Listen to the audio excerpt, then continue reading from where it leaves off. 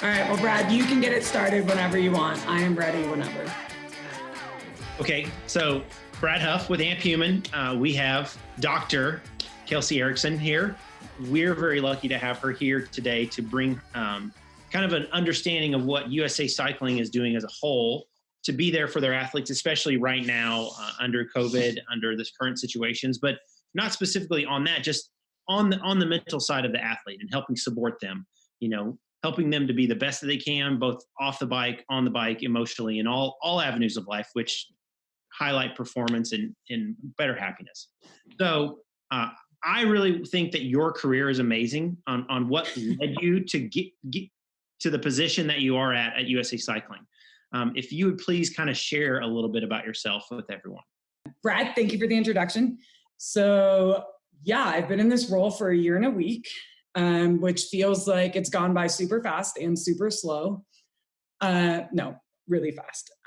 So briefly, I guess what got me to this role, I played sports growing up, lots of sports. I played 4 sports in high school and kind of didn't know what I wanted to do for college as far as sports because I loved all of them. I ended up going to play basketball during my undergrad.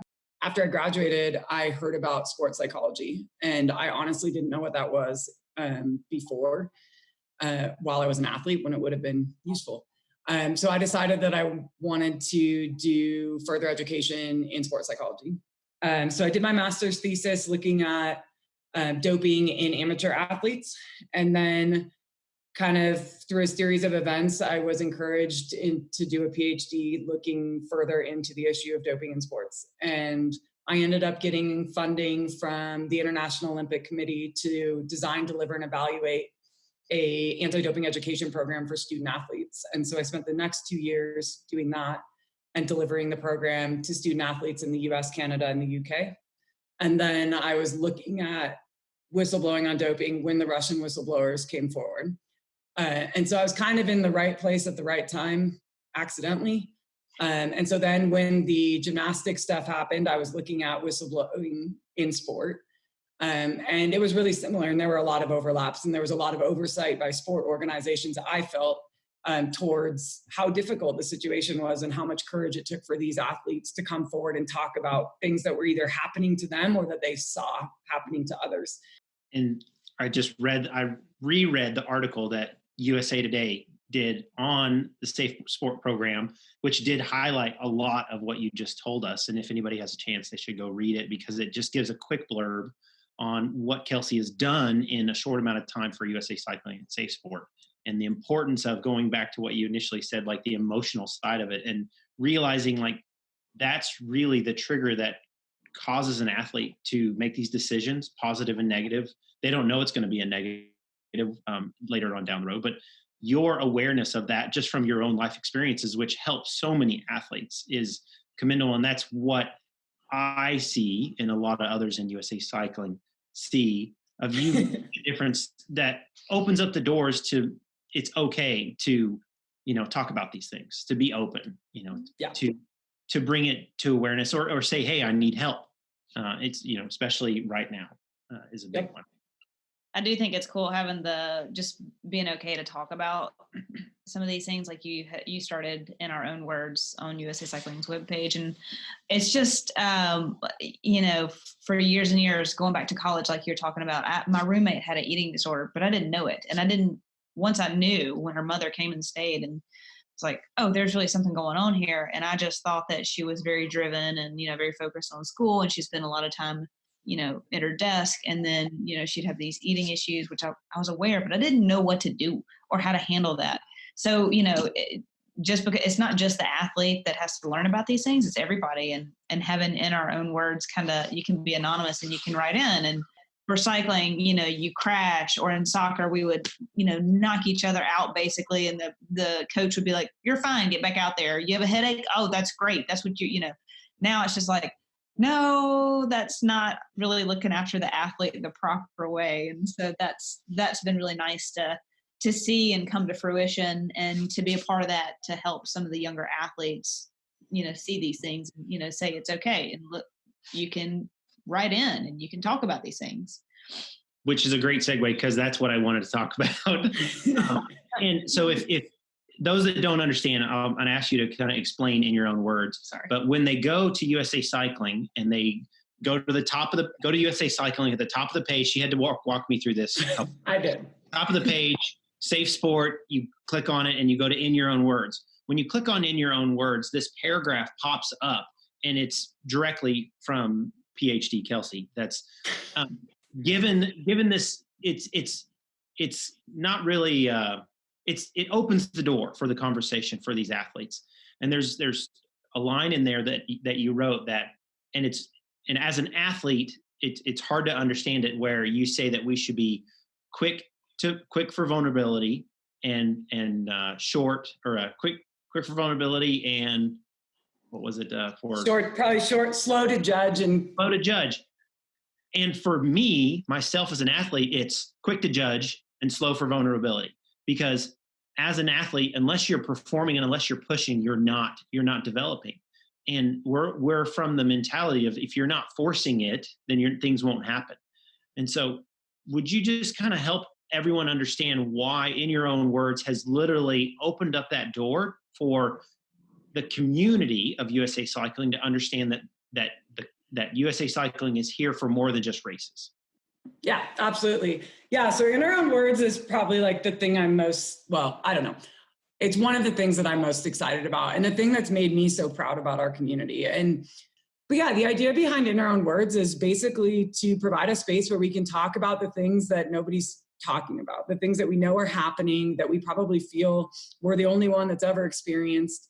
But it's a way to get it out there and to say, like, I'm not alone. You're not the only one that's ever felt this way. And actually, it takes incredible strength and courage to be vulnerable.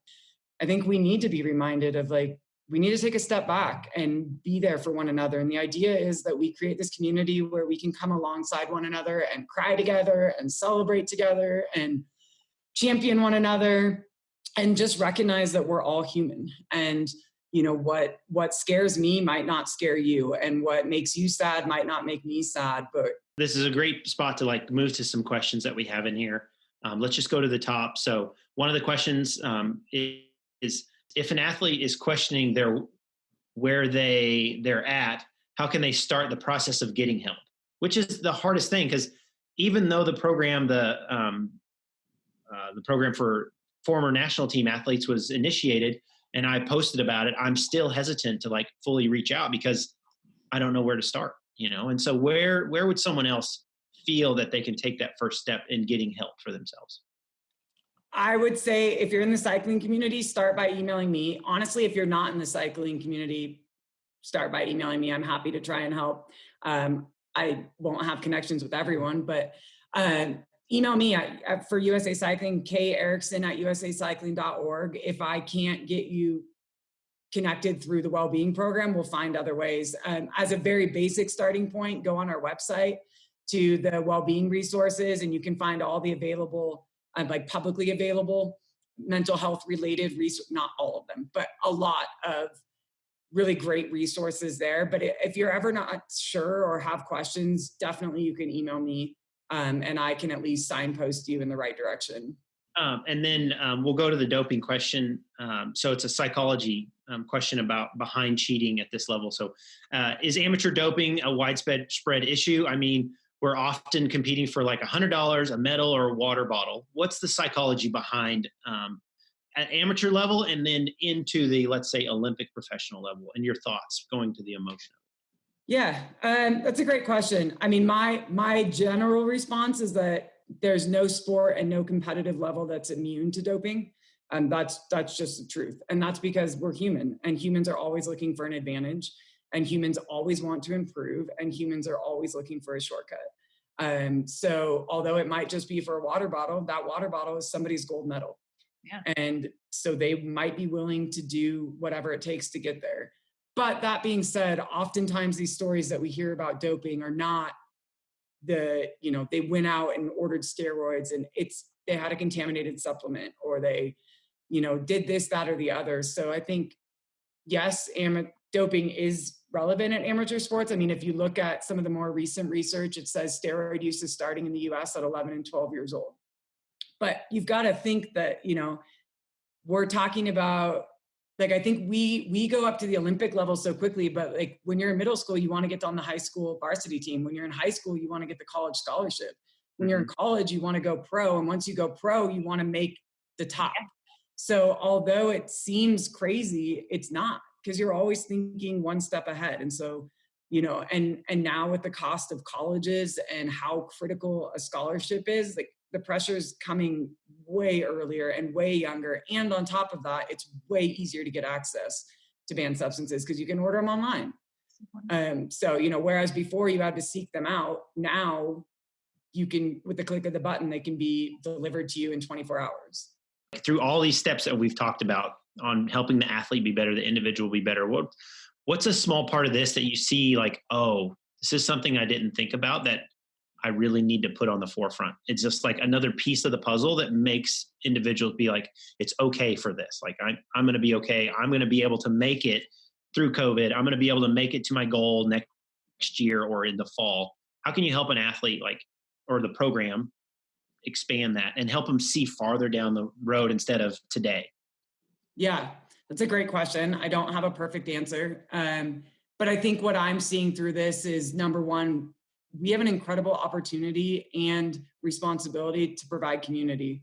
And I think that is something that, and I can speak from 1 year of experience, so I don't really have the history, but I don't think USA Cycling has done a great job of that. And I think we have an incredible opportunity to do that, whether it's through Zoom, whether it's through platforms like In Our Own Words, whether it's through doing a cooking class where I ruin it every time, but we have a blast. Like COVID's been a great chance to see that we have so many interests and talents in our community.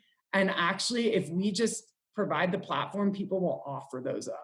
And I think that's been the coolest thing, is like so many athletes have reached out to me and said like, hey, I want to share my story. I want to help like the next generation, or cooks that have reached out and said, I'm a, amazing chef. I want to teach someone how to cook, or sports psychologists who have said, I want to do a free session on mindfulness. Like I've been blown away by the amount of people that just want to share their talents for the betterment of those of us around them, with the privilege of getting to be the recipient of their knowledge.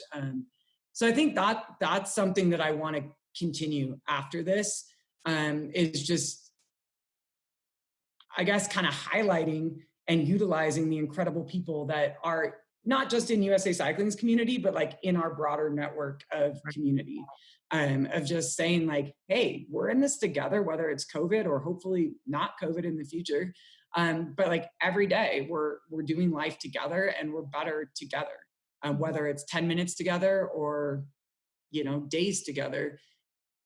Like there's so many resources at our fingertips if we would just kind of slow down enough to notice them and embrace them. Well, then that goes to the last question that we have here is, what are things that us as athletes can do to support friends or other athletes that are struggling? I think you just be there for them, and be vulnerable. I think that's a huge thing. Like you don't have to have the answers. You don't have to have a solution. Just listen. Like, especially right now. I mean, if someone asked me on the days where I was crying, like, why are you crying? I don't have an answer. I have no idea, because 5 minutes later, I'm fine. But it's just being there. Like, just let them know, check in, be available, and then also be willing to show them your vulnerability.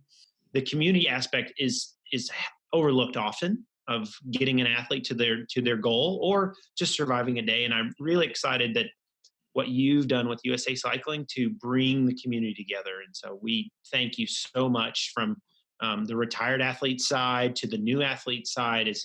You're a breath of fresh air for USA Cycling, and we are really looking forward to more of it. Thank you. And thank you for having me. This has been awesome. And if anybody's got questions, comments, suggestions, or requests, you've got my email now. Feel free to share it. It's everywhere.